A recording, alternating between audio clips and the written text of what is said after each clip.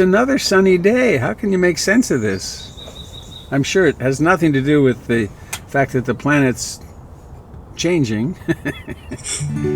Anyway, the sun is up over the horizon here in Portland, Oregon, where this broadcast originates from a tent in my backyard.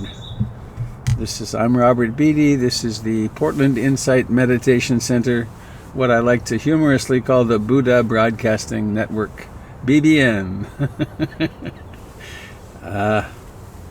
So, we made it through another night. That's grand.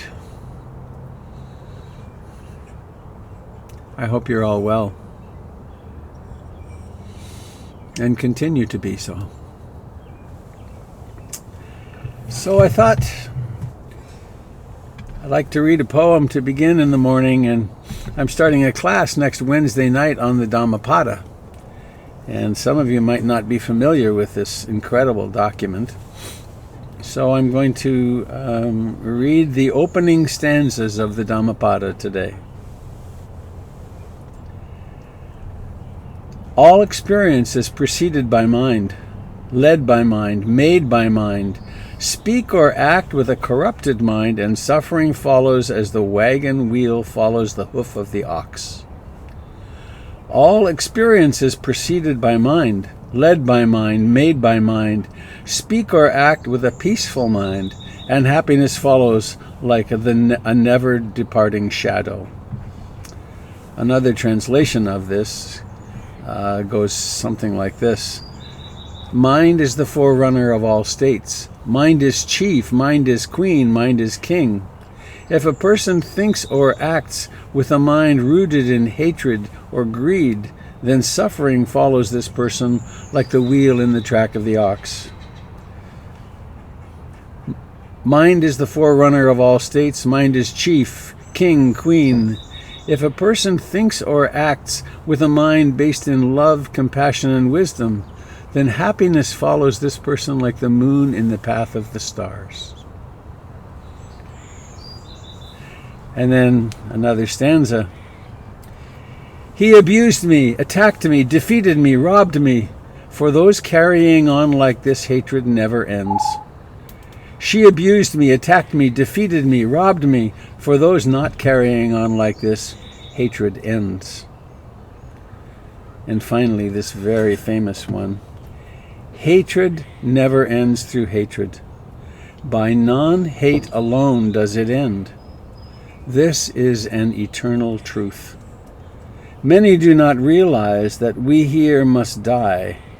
For those who realize this, quarrels cease. Hatred never ends through hatred. By non-hate alone does it end. This is an ancient truth. Many do not realize that we here must die. For those who realize this, quarrels end.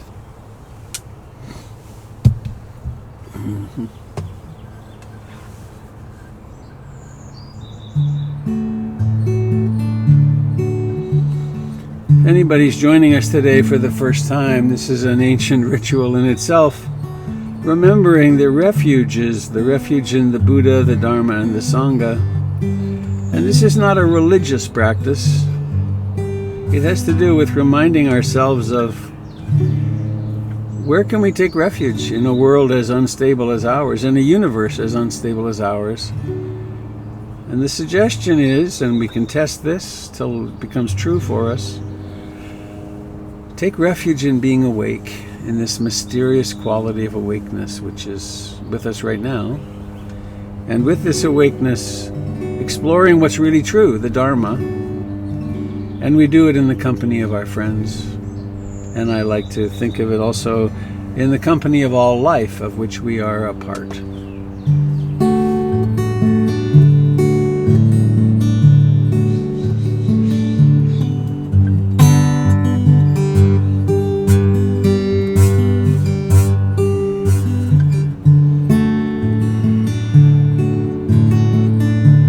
I take refuge in the Buddha, the one who shows shows me the way in this life. Namo Buddhaya, Namo Buddhaya, Namo Buddhaya.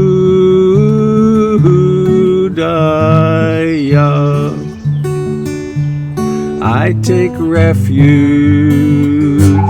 in the Dharma, the way of understanding and love.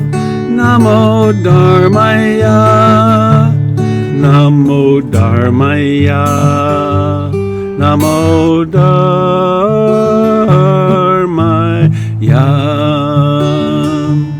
I take refuge in the Sangha, the community of mindful harmony. Namo Sanghaya, Namo Sanghaya, Namo Sanghaya.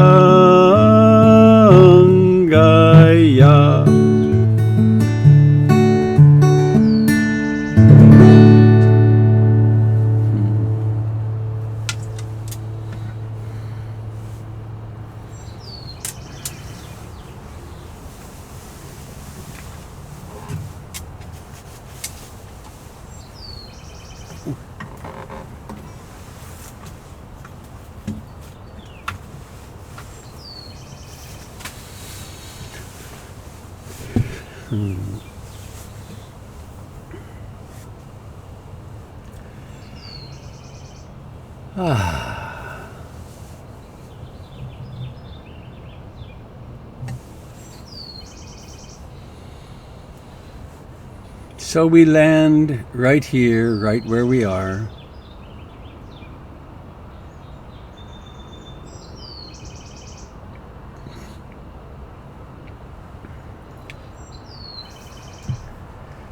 This moment is exactly as it is. It's like this.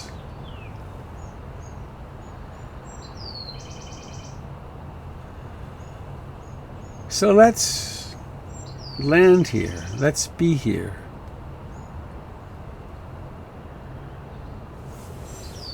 And we can notice that the body is present. The body is alive. It's nothing but life in our experience.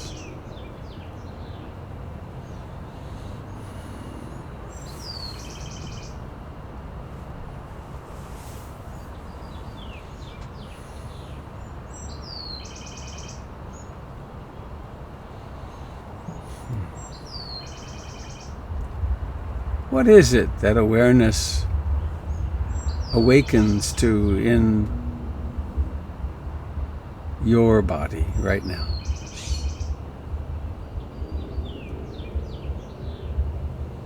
Is it the contact of the body with the chair or the cushion?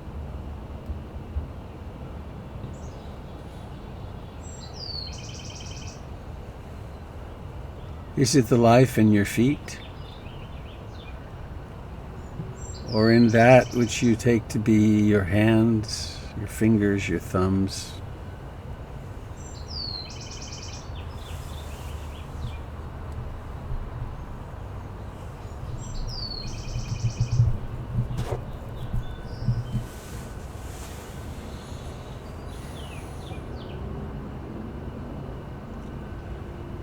Is it perhaps the face? The lips?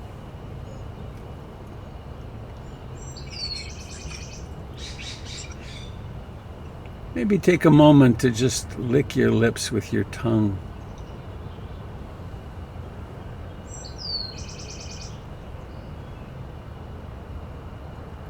There's a huge area of brain tissue. No sound, Robert. Thank you.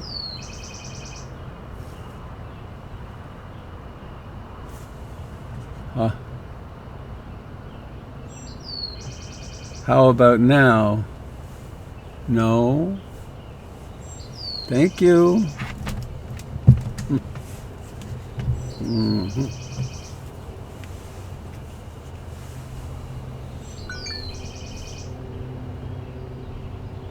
funny.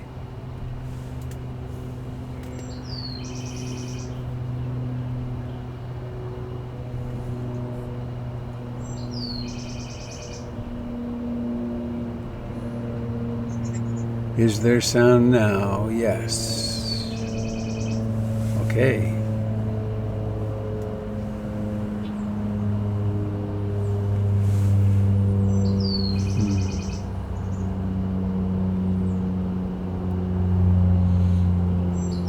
So coming home to the body,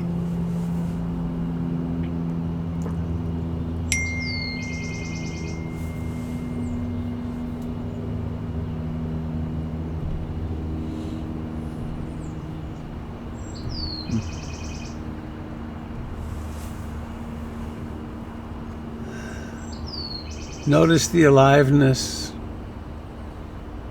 in your eyes.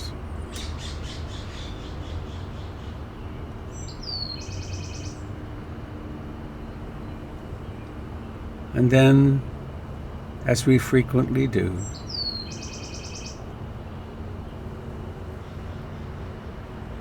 coming home to the reality of our intimate participation in the life of this planet, our breathing.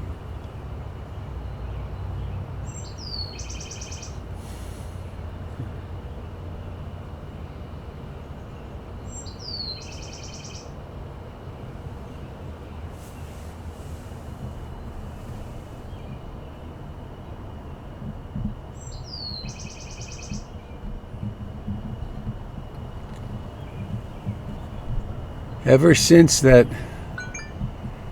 fateful moment when you took your first breath, when your mother could no longer breathe for you, this rhythm has happened, breathing in and breathing out.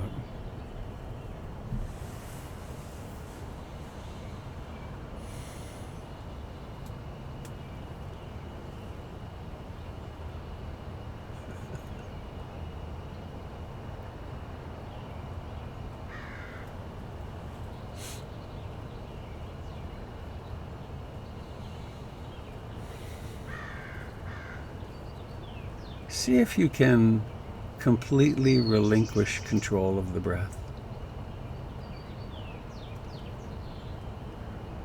And if some controlling persists, you might switch your meditation object to hearing, to notice the sounds that come into being, like this voice is silent, and then it speaks, and then it's gone.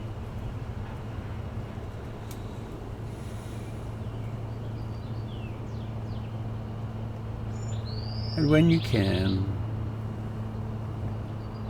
abiding lovingly, kindly in the mystery that is this breath.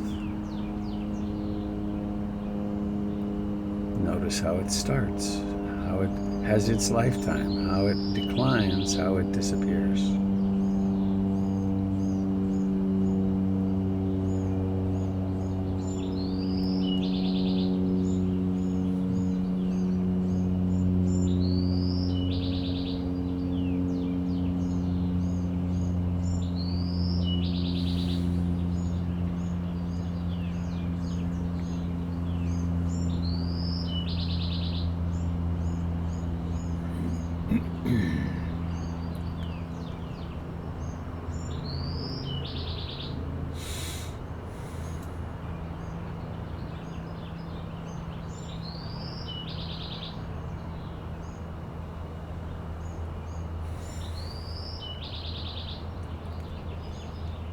I aspire to love and accept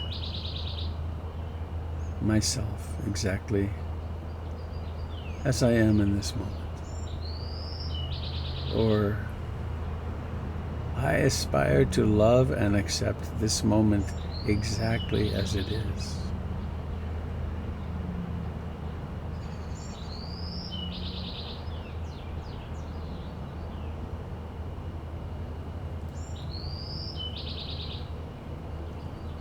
This means that when the mind wanders,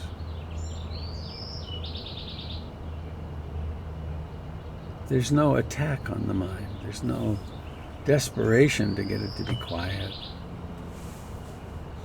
Simply noticing, this is the mind. This is what thinking is happening. These are the emotions that are happening.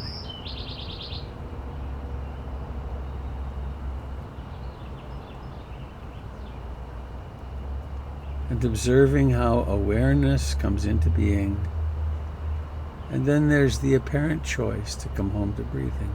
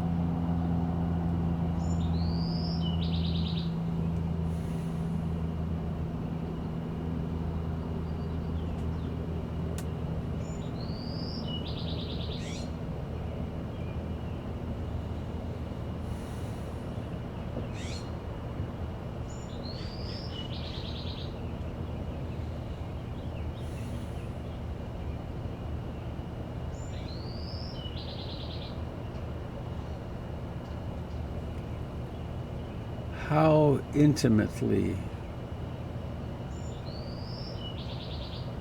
can awareness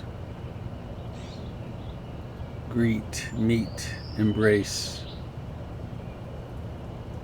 the sensations of breathing?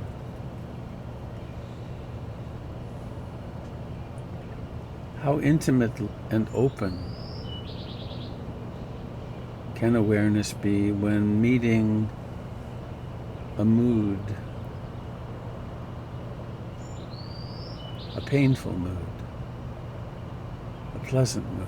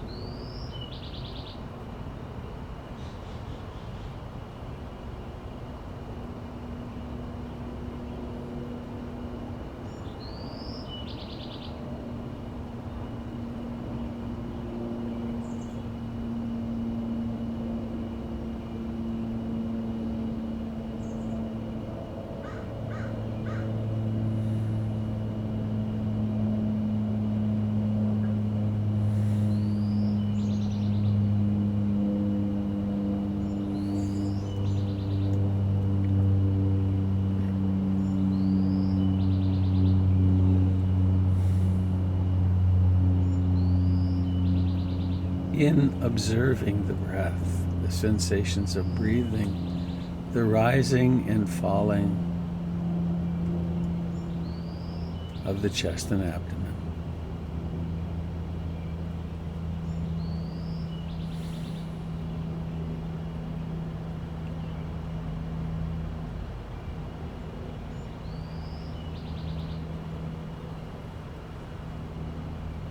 Is the awakeness to this sensation, these sensations, does it originate in your head?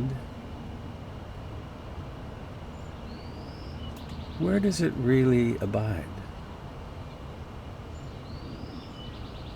Perhaps it's that in which the sensations occur.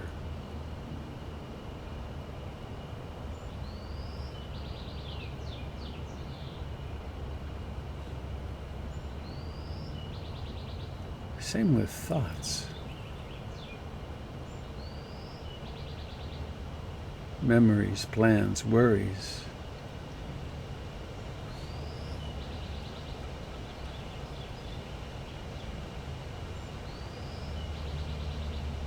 Observing the miracle of this awareness that occurs.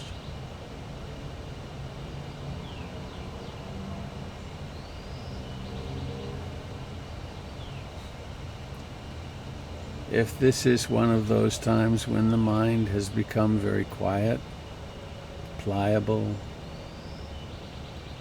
responsive,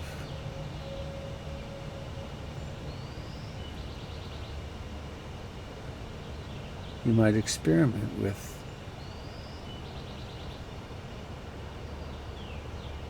choiceless awareness.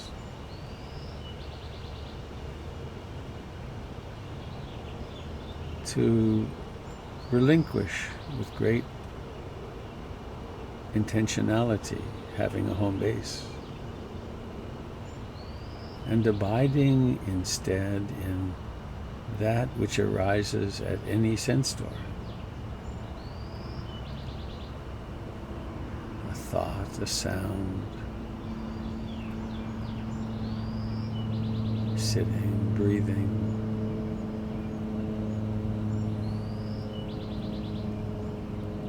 Whenever the mind has significant centrifugal force,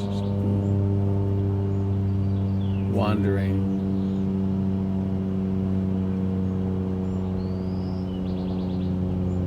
then using a home base is very helpful, like a handrail.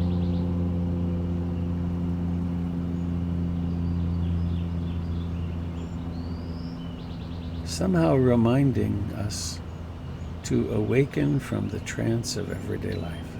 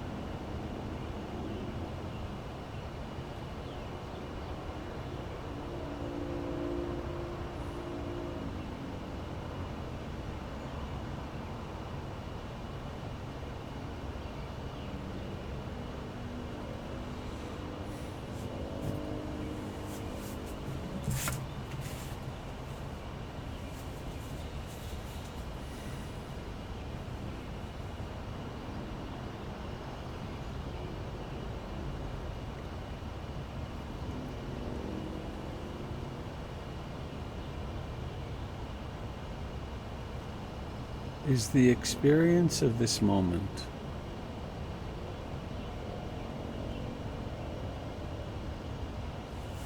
pleasant or unpleasant?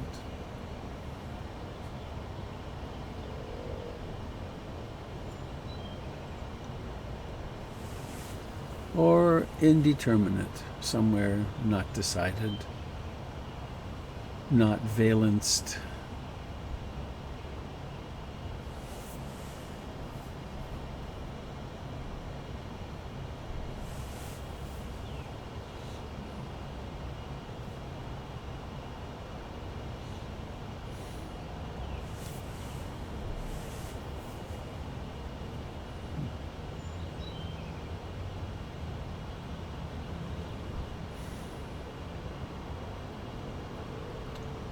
The second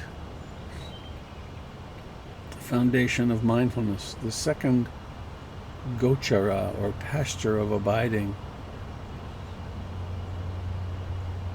has to do with pleasant and unpleasant and indeterminate. All day long, our sense doors provide us with stimuli. Many are rather neutral.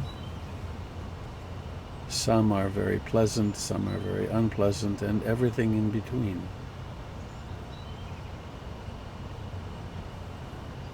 Mind is the forerunner of all states. To learn to become aware of liking and disliking results in freedom.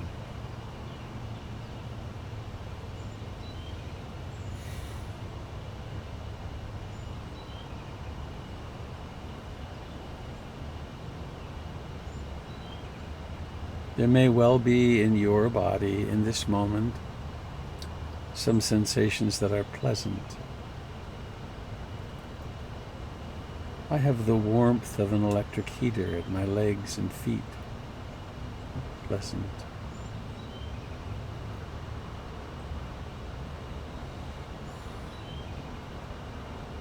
And there's a stuffy nose and an aching low back. Unpleasant.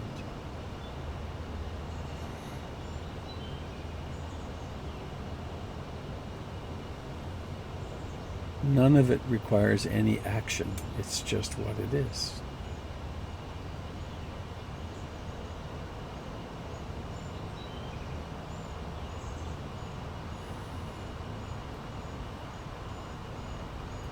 Homing in on breathing in and breathing out, and the mind gets tranquil, pleasant.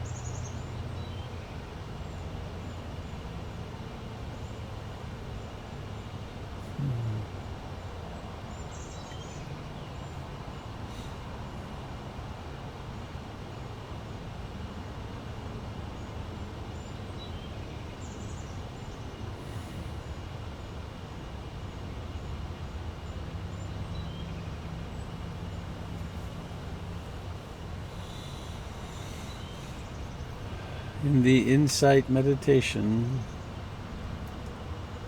the vipassana practice, seeing things as they truly are,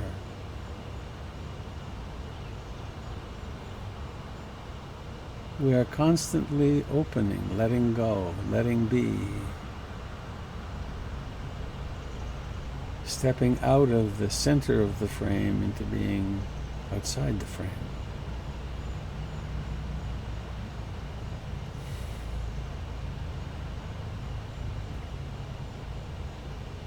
Resting back into our true great nature.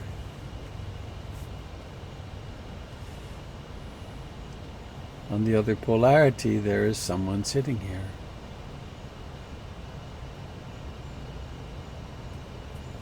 Please take a moment to think about the difficulties in this person's life.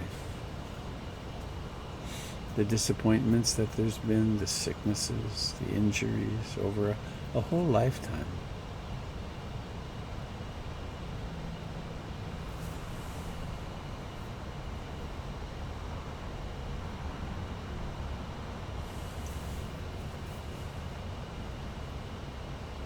Remembering this,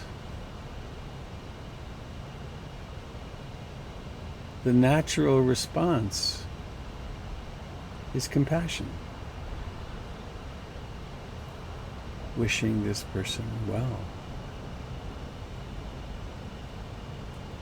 May you be free from suffering. May you remember your true great nature.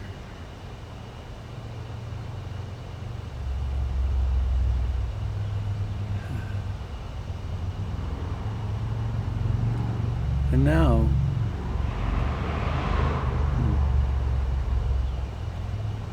remembering the suffering of the people in this group.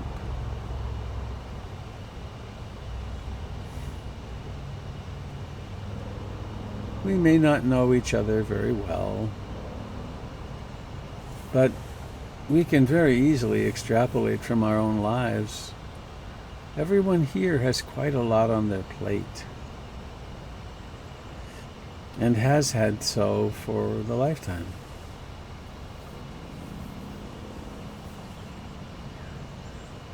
We could wish each other well. We can soften the boundaries of I, me, mine, wishing each other well. May you be mindful and kind with yourself.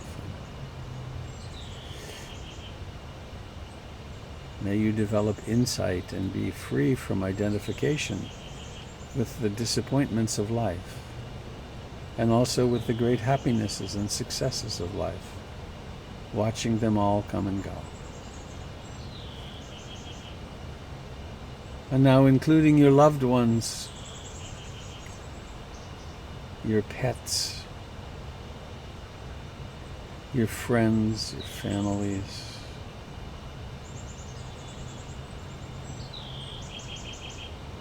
This is the cultivation of karuna, compassion, where we open to the suffering of all beings ultimately, and in that opening we get to relax completely, to not push back, to not push away from the suffering of the world, but simply to open our hearts.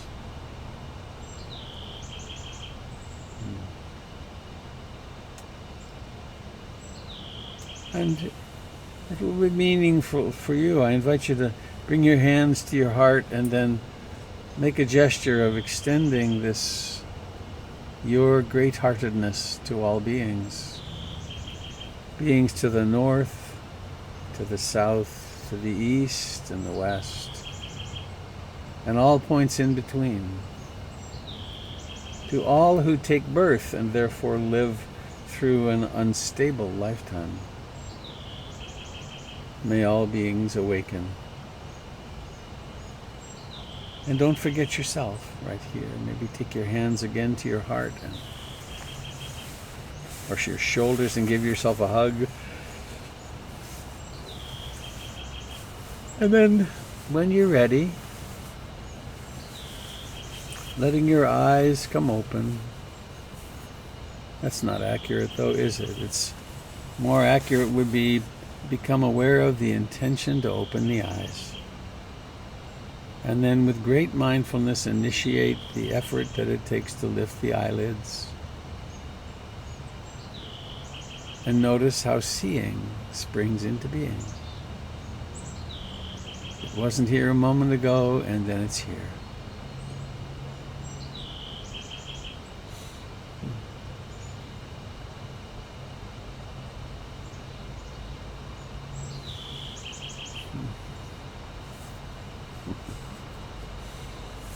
I had an interesting little while in my practice this morning. I have a scratchy throat, a bit of a cough, and it's been here coming off and on for days. It's common this time you have seasonal allergies and blah, blah, blah. But the thought came in, I wonder if this is it.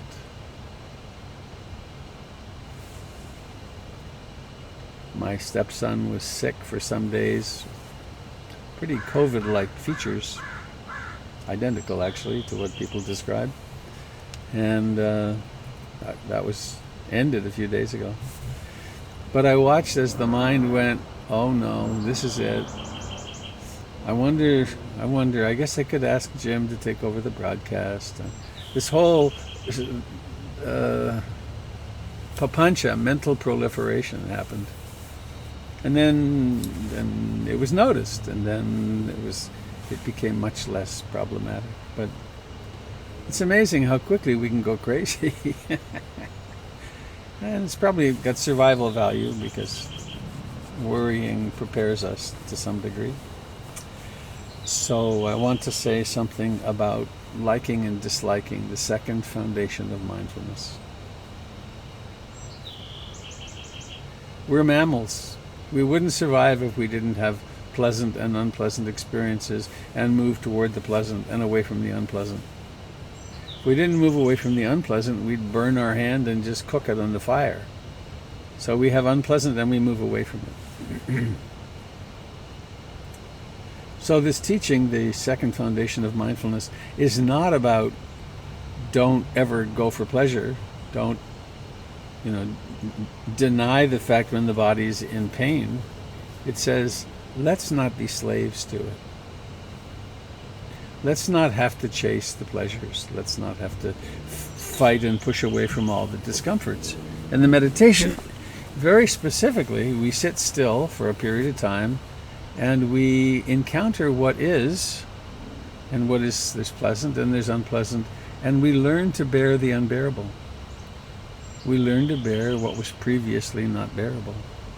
And that really serves us well because we don't then have to react to every pleasant and unpleasant sensation.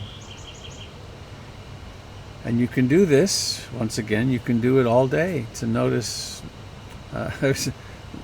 Last year sometime I was driving home, there was very little traffic, and there was one more stoplight before home, and I was, 100 yards before it, and it turned red, and I realized the subtle disliking. It's like, damn, and no big deal, but how interesting that that's there. I wanted it to be a certain way, and it turned out not to be that certain way. And another playful thing you can do is when you have a plate of food, before you eat, pause and look at that plate of food and notice if there is a hierarchy of desire. Right? On the plate there's 2 really ripe, beautiful strawberries and, maybe a few really good green olives, and some peanuts maybe, and a piece of broccoli, some white rice. White rice. Yeah. So you can notice there's a hierarchy. What do you eat first? And that's the liking and disliking. It's there all the time. Another wonderful way to practice with this is to, not so easy right now, but to walk through a street, to walk through a busy street, or to walk through the mall is the best place really, and to notice the liking and disliking. That this consciousness has liking and disliking, or not noticing, for every single person. And that's how we're built. But how wonderful to be able to observe it, and also how interesting. So that's the second foundation of mindfulness. I hope you can play with it and have fun.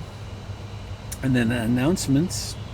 I want to remind you of my upcoming class on the Dhammapada. Starts Wednesday night next week. Registrations will be accepted until Tuesday at 5. After that, it will close. we have a culture at PIMC that people sign up the last night or the morning of the last day, and that's not going to happen in this case because we have to systematize things. Gary Sanders is doing a class on the 4 foundations of mindfulness, and Doug Pullen is doing one on the development of heart. So I encourage you to sign up and dig in. And Jim, who's here on the bottom right corner of my screen, has his Monday night his dance party. No, it's his it's his guest house. And then Jim, is there a qigong thing coming up? Yes, there is. From 10 o'clock until 2 o'clock on Saturday. So. This Saturday. Yeah, it's the third Saturday. I told Avi my consistency in terms of predictability of the third Saturday of the month is conflicting with my desire to be at Richard Lang's presentation on Saturday. So it's a little unfortunate competition there. Right. But for anybody that's interested in moving from 10 till 2 and sitting and listening to poetry, it's a great way to connect with your other Sangha members, your brothers and sisters in the Sangha. I hope you can come. Thanks, Jim. Thanks for the reminder too. Richard Lang zooming in from England for 2 hours to do headless way practice, and I highly recommend it. It's I know when I met Richard, it really gave my practice quite a boost. This other way of looking at it, another vocabulary of it that helps tremendously. And lastly, I want to thank you for your ongoing generosity to PIMC. The contributions last month were adequate to meet our budget for the month, which was very great. And I encourage you to continue to participate in that way and to feel the delight that there is in giving. Okay, so I'm going to open up to you and hear what questions, comments, sharing you'd like to do. So please unmute yourself and speak. I think that's the easiest way to make this happen.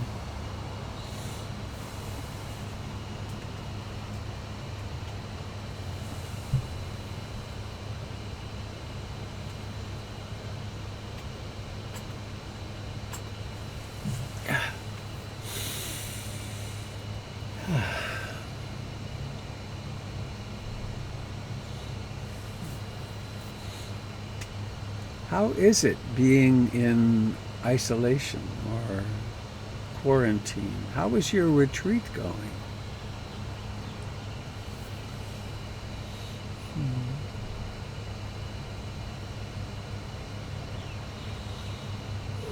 It's Russell. I hear you. There you are. First, let me just say you're right. 0 to insanity in 0.00001 seconds. Right. Yeah. At the speed of thought. I've had a rough 24 hours or so, and it started night before last when I was up a fair amount of the night or not a fair amount, but probably an hour and a half in the middle of the night with my little doggy heart companion who had the herps and slurps. So I was cleaning up all the leavings of that from carpet in the middle of the night. A fun way to spend time. In the middle of it, I had the thought, this moment is like this, and I thought, screw it, I don't want this moment. The disliking was quite prominent. But I'm worried. He and I have become very bonded in our last year and a half of living together, and he was getting better. Took him to the vet, and he seemed to be doing better. And then this morning, just before we came on, he did something that floored me because he'd started eating. I'd been giving him some canned food, which he loves when he gets it. And the vet he was taking a probiotic, and they had examined him, and he looks generally okay. But this morning, he totally refused to eat anything. And that really spooked me. So when we're done, I'm calling it, but oh my goodness, off into the future and the worrying and the life without him. And if I feel isolated now, what would that be like? And my mind's had quite a holiday with this. So I just wanted to say that. Yeah. And I continue to try to observe mindfully. Yeah. I don't think you know that Budo, my heart companion of 14 years, goes with me everywhere. He had 23 teeth pulled a month and a half ago. Had terrible rotten teeth. And he contracted an aspiration pneumonia in the surgery. And he came really close to the edge. Boy, that was hard. Whew. And it'll happen. You know, he's 14. So. Well, yes, and in the abstract, I get it, but it's different. Maybe it's now. Yes. Yep. The someday is not so painful, but the now sucks. Well, that'll really illuminate our attachments, won't it? Thanks, Russ.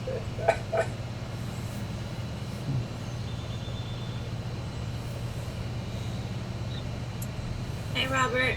I hear someone. It's Melanie. There you are. Hi. Hi. There's a little dog. Yeah, this is Georgie. I've been wanting to share. I am a teacher. I'm a special education teacher. I teach social emotional skills to middle schoolers. And I've been feeling very frustrated, and that frustration has turned into apathy with my work lately because it feels like schools are trying to hold on to normalcy and cling to the idea that we can just continue on as we always have, just now online. And that's just not possible. And so I guess I'm just wanting to express that frustration that I've been working through this week. And I'm sure that other educators everywhere are feeling very similar feelings of how do we continue working in a system that's already broken. And I guess I just want to let go of the normalcy and let's start over. Let's brainstorm new ways to do this and forget about the old ways. But yeah, and that's what I wanted to share. Just this frustrated feeling that I have as a teacher right now. Thank you.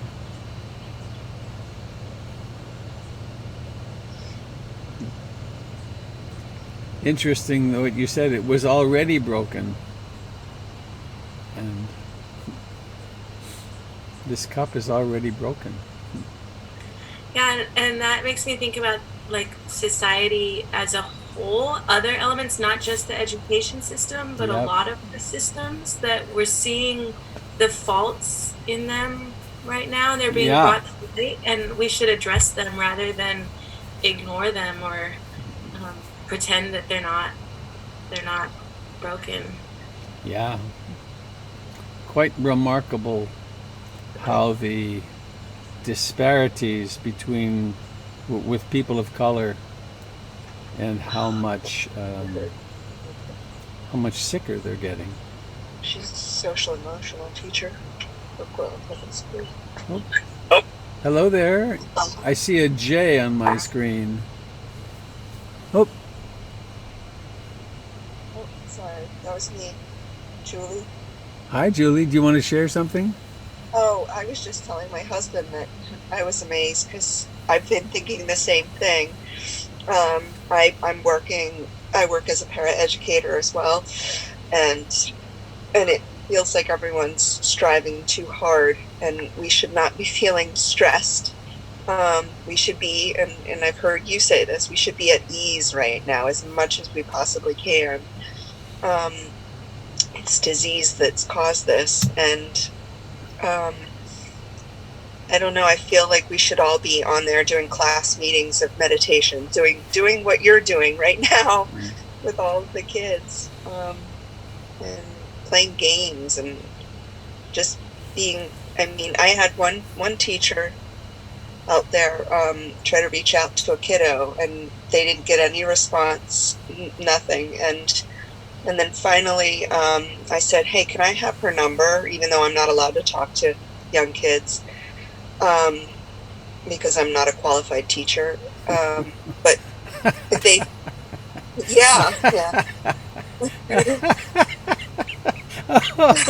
Oh dear. Wow, that got me. The absurdity of it all. Yeah. Okay. But anyway, it was because I reached out. The dad was like, of course. And she immediately was like, yeah, I want to talk to her. And we just talked for half hour. She, told me, showed me what she was doing, showed me her room, showed me her animals. And I did the same. It was like we were just buddies, just, and I don't know. I find myself at the point now where I'm chomping at the bit to just reach out to the families and the kids and kind of break the rules, because we're in crisis, we're in trauma, and to imagine, to think that we can all carry on like normal is ridiculous. That's what I've been sitting with. Thank you, Julie. Yeah, thank you. And thank you for, was it Melanie? I don't know if it was Melanie. I'll have to look. I just, thank you. Okay, bye-bye. Bye-bye. Anybody? Hi. Oh, there's somebody. Hi, it's Sarah. Can you hear me okay? I can. There you go. Yes. Hi, I can even Yeah. see you. Hi. The last couple of shares, I just wanted to read something that came across my eyeballs a few days ago that relates to teachers that were sharing. It says, if you think students are going to look back on spring 2020 and remember your Zoom lectures, you are fooling yourself. They will remember how you handled the transition. They will remember your compassion. They will remember moments of healing. So I just wanted to share that and kind of say I really appreciate what you're saying, what you were saying, Melanie, and it's really true. What we're all going to remember during this time, right? How we showed up for each other, and I really appreciate you kind of filling into that, both of you, what you've shared, and students just are going to want that connection, that understanding. They're going to remember how people were with them and for them. And it's so easy to want to cling to the old things that mattered, the standards, the learning, but there's something big happening right now. So that's all. Thank you. Hi, Robert. Hi. If you can hear me, I've not spoken to you guys before. I can hear you. You're in a nice place. I'm in. It's beautiful.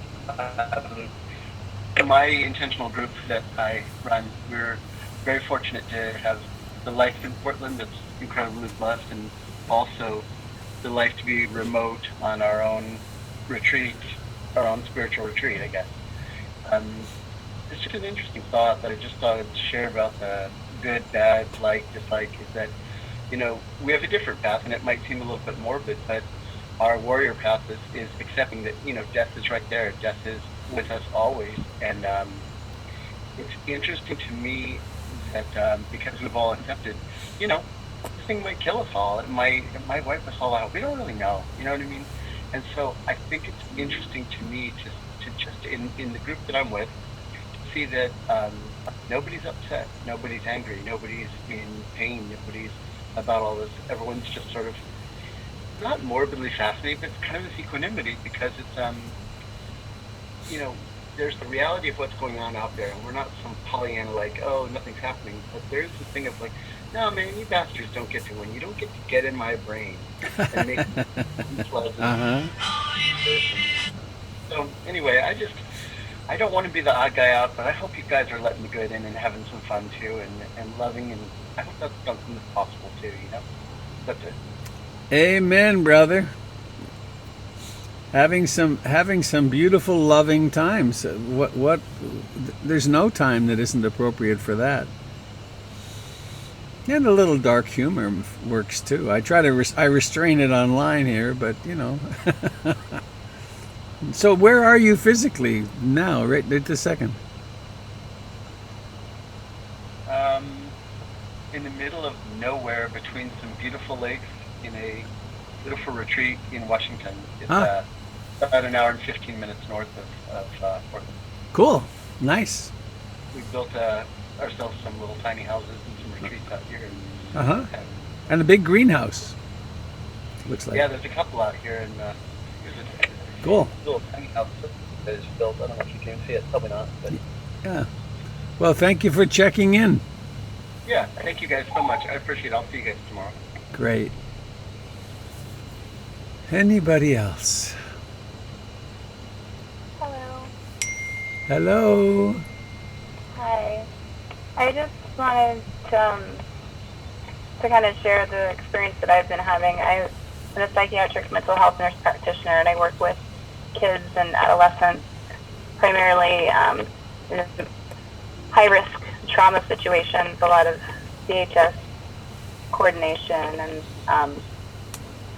I work with a lot of kids who go to alternative schools for all sorts of different reasons, and I've been seeing this pattern of people who are in high-risk violence in a personal relationship situations, but it's getting really tough. I have families who are having to flee to shelters and all sorts of. Wow. I make more CPS reports than I care to admit. So it's, for a lot of folks, the added stress and just this dynamic has become very challenging for a lot of people who have issues with regulation already, and it's just like this chronic process that's being fueled right now. Yeah. And you talk about broken systems. Our mental health system is quite broken already, and so I fear kind of the aftermath of what might happen from this. But so that's kind of what I've been transitioning. I've transitioned to seeing all my patients virtually, which is odd. But I have been able to see inside some of their homes, which has allowed me to know them in a different way. Yeah. And understand their situations more. And so that's been interesting, but it's a lot to hold, and finding that balance between supporting myself and supporting them at the same time. So that's kind of where I am. Well, I'm glad you're here. Thank you for being here. Thanks for sharing that. That's right, the front lines. Take care of yourself.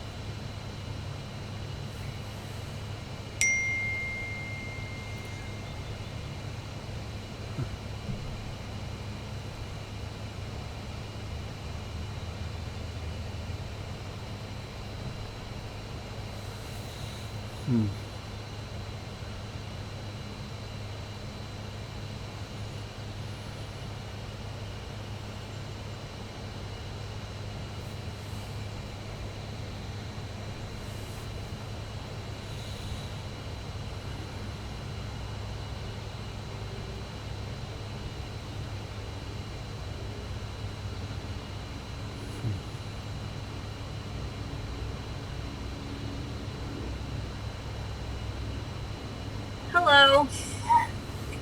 Hello. Hi. I just kind of felt compelled to speak, hearing the educators. I am having such a beautiful time with my kids. Like, it is so wonderful. Like, I get stressed out and tense, but it's just such a beautiful time. I'm learning them in such a wonderful way, and I feel so connected to them. But they do also miss their teachers. So I think it'd be really cool if we could redo this system. And I agree with the educators. So I don't have anything particular to say, but as much as I'm loving this time with them, they miss their teachers. And they, like, every time they get a chance to communicate with their teachers, they, like, want to do it. So it's, I don't know. That's all. So it's the relationship with the teachers, not the content of the education, that's of greatest I don't value. want them gone all the time, all day long. I would like to have more control of the education, but they need those teachers. They need that relationship. They need another person to support them outside of just me. So I know my teachers, with my pretty dysfunctional family, my teachers were just crucial to me. Mm-hmm. That there would be a place of greater sanity and connection. Yes, yeah. Yeah. So I just kind of wanted to speak to that. I wouldn't mind being one of your kids next time. Oh, I think you're doing a great job, and I appreciate that. Yeah. Doesn't mean you don't hate them sometimes, of course. Like, shush! Yeah. Yeah. Yeah. Okay, thanks for sharing. Thank you. Well, it's a little after 8. Anybody sitting with something that really wants to be shared?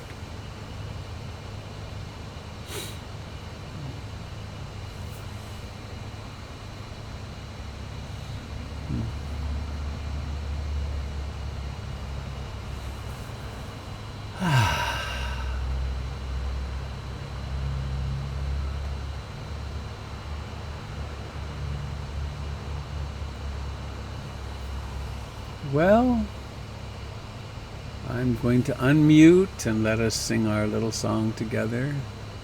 Thank you for joining us on YouTube. I think I'll do this and this. There we go.